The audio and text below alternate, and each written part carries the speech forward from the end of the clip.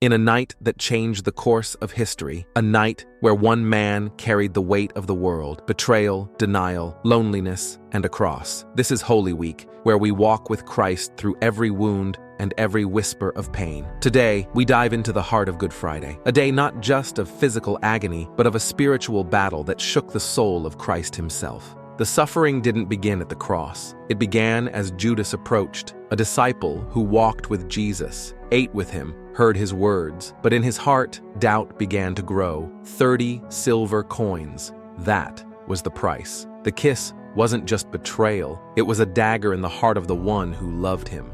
Jesus saw the betrayal before it happened, yet when he looked at Judas, he didn't see an enemy.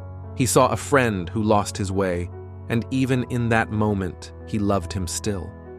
Peter, the rock, the one who promised to stand by Jesus. But fear whispered louder than faith.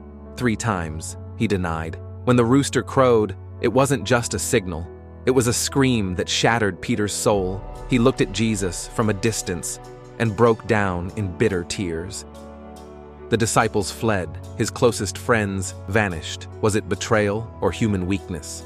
Alone, Jesus faced a crushing weight. In Gethsemane, his soul cried out, "Father, if it is possible, let this cup pass from me." He wasn't afraid of death. He was staring into the horror of carrying every sin ever committed, and his agony was so intense, his sweat turned to blood.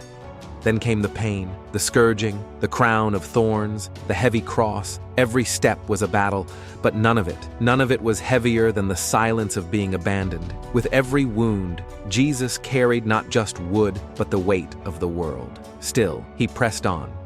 Good Friday was not the end, it was the beginning. In his loneliness, Jesus found strength. In his suffering, we found salvation.